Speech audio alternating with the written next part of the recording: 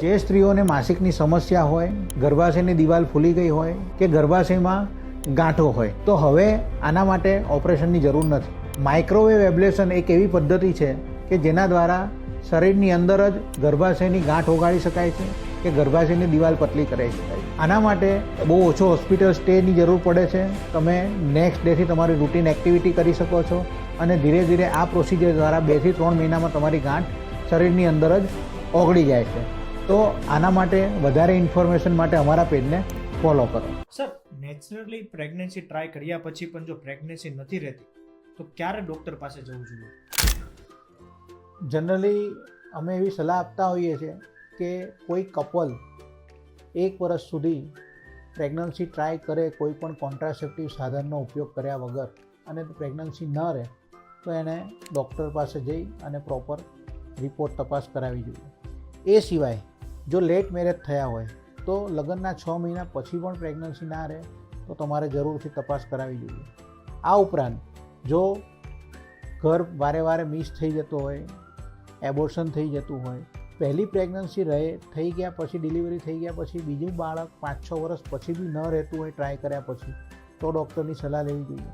આ સિવાય ક્યારેક એન્ડોમેટ્રિયોસિસ, પીસીઓડી, ફાઇબ્રોઇડ, ગર્ભાશયની ગાંઠો આવું બધું કંઈ તમારે સોનોગ્રાફીના રિપોર્ટમાં આવે તો બી ડૉક્ટરની સલાહ લેવી. ઘણીવાર પેશન્ટનો ક્વેશ્ચન હોય છે કે પ્રેગ્નન્સીના શરૂઆતના 3 મહિનામાં જો બ્લીડિંગ થાય તો એનાથી બાળક ખોડખાપણવાળું આવે છે. તો ના, એ જરૂરી નથી. જો ગર્ભ નોર્મલ હોય, ડૉક્ટર પાસે કરાવેલી સોનોગ્રાફીમાં કોઈ પ્રોબ્લેમ ના હોય અને માતાને કોઈ ગંભીર સમસ્યા નથી તો આ સામાન્ય રક્તસ્રાવ કે સ્પોટિંગ નોર્મલ છે. ઘણીવાર પ્રેગ્નન્સીમાં યુટ્રાઇન વોલમાંથી સામાન્ય રક્તસ્રાવ થાય છે. એનું કારણ બાળક અંદર પોઝિશન લે એટલે ક્યારેક આવું બ્લીડિંગ થાય છે. તો આ એક નોર્મલ બાબત છે, પણ ડૉક્ટર પાસે તમારે આવું કંઈ થાય તો સલાહ લેવી જરૂરી છે. આવા જ ઇન્ફોર્મેટિવ વિડીયો માટે અમારા પેજને ફોલો કરતા રહો.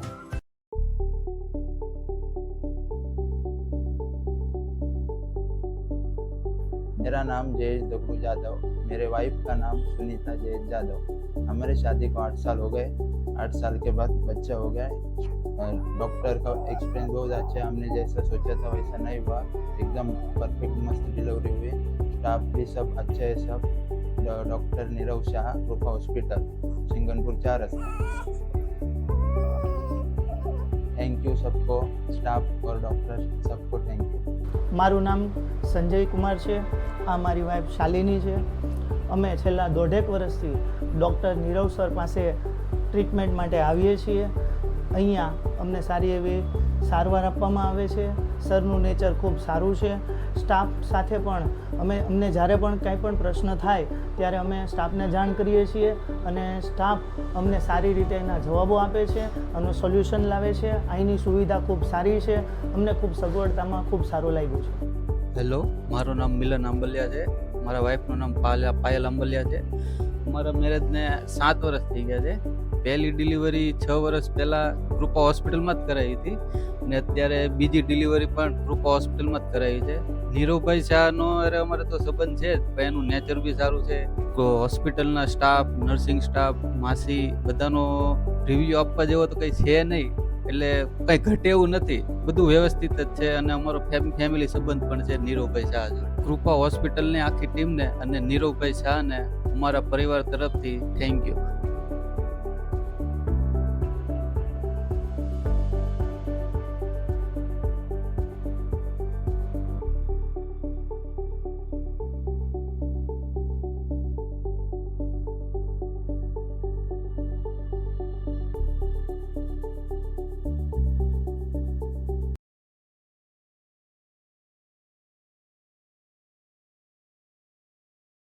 IVF ક્યારે કન્સિડર કરવું જોઈએ? IVF એટલે કે ટેસ્ટ ટ્યુબ બેબી. આ શબ્દ સાંભળીને ઘણા બધા ડરી જાય છે, પણ એમાં ગભરાવાની જરૂર નથી. IVF એક સાયન્સ બેઝ ફર્ટિલિટી ઇમ્પ્રુવમેન્ટની પ્રોસિજર છે કે જેમાં એકદમ સેફ અને રિઝલ્ટ ઓરિએન્ટેડ ટ્રીટમેન્ટ. પણ IVF ક્યારે કન્સિડર કરવું જોઈએ? જો ફેલોપિયન ટ્યુબ બ્લોક હોય, જો મેલના સ્પર્મ કાઉન્ટ ખૂબ જ ઓછા હોય, જો સ્ત્રીની ઉંમર 35 વર્ષની ઉંમર કરતાં વધારે હોય, ક્યારેક મલ્ટિપલ ટ્રીટમેન્ટ જેવી કે આઈયુઆઈ કરાયું હોય પણ એમાં રિઝલ્ટ ન મળે, કોઈને એન્ડોમેટ્રિયોસિસની સમસ્યા હોય, તો આવા બધા કેસમાં આઈવીએફ ટ્રીટમેન્ટ ખૂબ અસરકારક સાબિત થાય છે. એટલે જો તમારે પેરેન્ટ બનવાની ઈચ્છા હોય તો વિધાઉટ ફેલ આ ટ્રીટમેન્ટનો સહારો લેવો જોઈએ.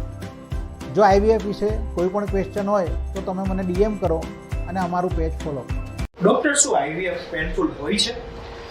ના, આઈવીએફમાં ઓવ્યુલેશન સ્ટિમ્યુલેશન એટલે કે સ્ત્રી બીજ બનવા માટે જે ઇન્જેક્શન આપવામાં આવે છે એની નીડલ ખૂબ જ પતલી હોય છે. એ સિવાય એમ્બ્રિયો ટ્રાન્સફર પહેલાં કે પછી જે ઇન્જેક્શન આપવામાં આવે છે એ બી ખૂબ ઓછી સંખ્યામાં હોય છે.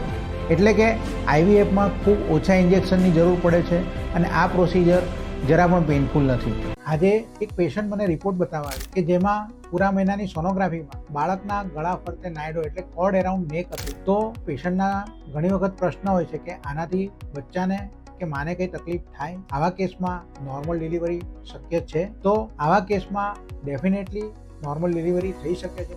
જનરલી કોર્ડ એટલે કે અમ્બલિકલ કોર્ડની લંબાઈ 50 થી 60 સેન્ટીમીટર લાંબી હોય છે. એટલે ઘણા કેસમાં બાળકના ગળા ફરતે 1 કે 2 નાળ લપેટાયેલી હોય છે, જેને અમે કોર્ડ એરાઉન્ડ નેક કહીએ છીએ. આવા કેસમાં જો નોર્મલ ડિલિવરીની પ્રોસેસમાં બાળકના ધબકારામાં કોઈ ફેરફાર ના થાય તો બાળકને કે માને કોઈ તકલીફ થતી નથી અને નોર્મલ ડિલિવરી થવાની પૂરેપૂરી સંભાવના રહે છે. પરંતુ જો ડૉક્ટરને એમ લાગે કે ધબકારા અનિયમિત થાય છે અને કદાચ ઇન્ટરવેન્શનની જરૂર પડે તો એવા કેસમાં સિઝર કરવું પડે છે. અધરવાઇઝ કોર્ડ એરાઉન્ડ નેકથી કોઈ ગભરાવાની જરૂર નથી. એમાં નોર્મલ ડિલિવરી થવાના ઘણી સંભાવના.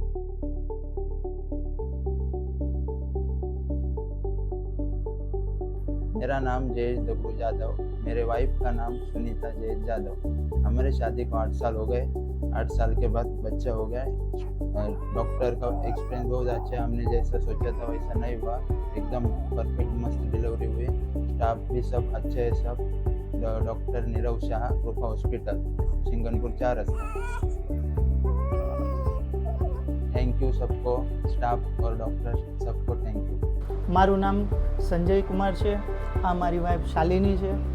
અમે છેલ્લા 1.5 વર્ષથી ડૉક્ટર નીરવ સર પાસે ટ્રીટમેન્ટ માટે આવીએ છીએ. અહીંયા અમને સારી એવી સારવાર આપવામાં આવે છે. સરનું નેચર ખૂબ સારું છે. સ્ટાફ સાથે પણ અમને જ્યારે પણ કાંઈ પણ પ્રશ્ન થાય ત્યારે અમે સ્ટાફને જાણ કરીએ છીએ અને સ્ટાફ અમને સારી રીતે એના જવાબો આપે છે અને સોલ્યુશન લાવે છે. અહીંની સુવિધા ખૂબ સારી છે. અમને ખૂબ સગવડતામાં ખૂબ સારું લાગ્યું છે. હેલો, મારું નામ મિલન આંબલિયા છે. મારા વાઈફનું નામ પાયલ આંબલિયા છે. અમારા મેરેજને 7 વર્ષ થઈ ગયા છે. પહેલી ડિલિવરી 6 વર્ષ પહેલાં કૃપા હોસ્પિટલમાં જ કરાવી હતી અને અત્યારે બીજી ડિલિવરી પણ કૃપા હોસ્પિટલમાં જ કરાવી છે. નીરવભાઈ શાહનો અમારે તો સંબંધ છે જ, પણ એનું નેચર બી સારું છે. હોસ્પિટલના સ્ટાફ, નર્સિંગ સ્ટાફ, માસી બધાનો રિવ્યૂ આપવા જેવો તો કંઈ છે નહીં. એટલે કંઈ ઘટે એવું નથી, બધું વ્યવસ્થિત જ છે અને અમારો ફેમિલી સંબંધ પણ છે નીરવભાઈ શાહ છે. કૃપા હોસ્પિટલની આખી ટીમને અને નીરવભાઈ શાહને અમારા પરિવાર તરફથી થેન્ક યુ.